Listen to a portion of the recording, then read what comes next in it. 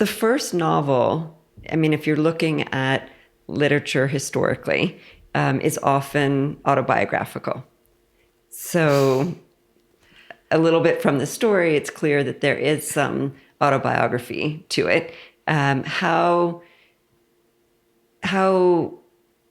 present with when you talk about that book, do you talk about any autobiographical aspects of it? Oh, gosh. Well, I'm laughing. No one can see this, but I'm grinning at Heidi because I wrote that as I was heartbroken, devastated, heartbroken. Just the rug pulled out from under me, as well as the floorboards and all the successive floors underneath. I was just laid out emotionally.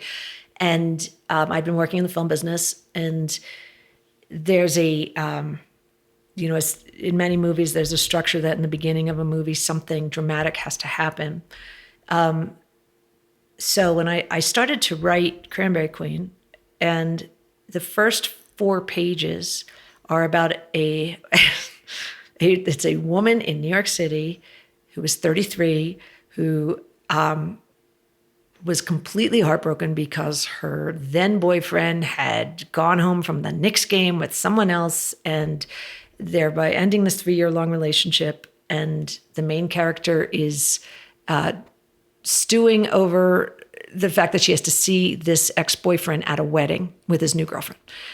And she's just, that's all she can think about. And she also has such an awareness how pathetic this is. Certainly it was pathetic when I wrote the book 20 years ago, and it's probably considered the same way today. Like, no, I'm an empowered woman. I don't feel this way, but she does.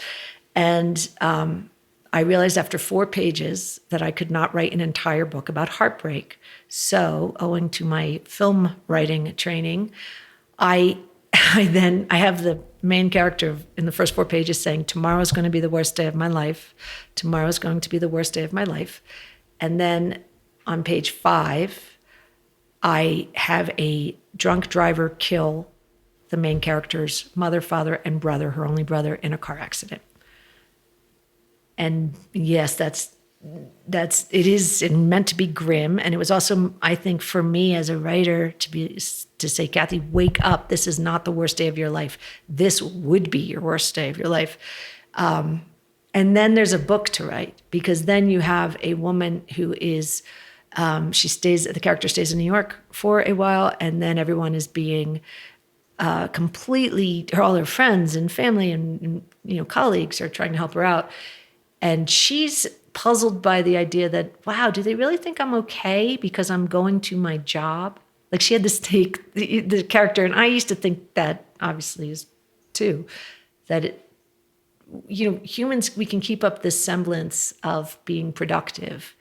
And then everybody's so busy, so everyone's like, that, you're good, you're all good. And but she's not all good. The character is really not good, and she quits her job, and she doesn't tell anyone, and she basically is not being honest with anybody. And then when her family stages an intervention, she says she'll do everything they say. And as soon as they leave, she gets in her car, tosses her phone, and drives out of New York. And I was also playing with the idea that there's so many people in New York City who have no idea about the Pine Barrens. So this character is completely grief-stricken, knows that she's out of her mind, and she's driving, and she's just taking all these roads, and she's not really clear she has no idea where she is.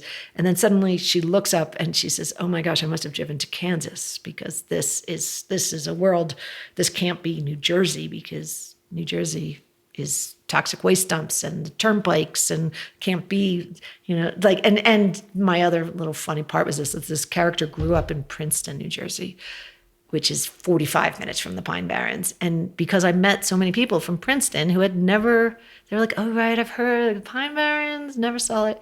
So all of that, so it was certainly autobiographical. My family was alive and well at the time. My brother used to come to readings and just raise his hand and ask why I killed the whole family on page 4. So I will say often it is emotionally true. It is emotionally autobiographical.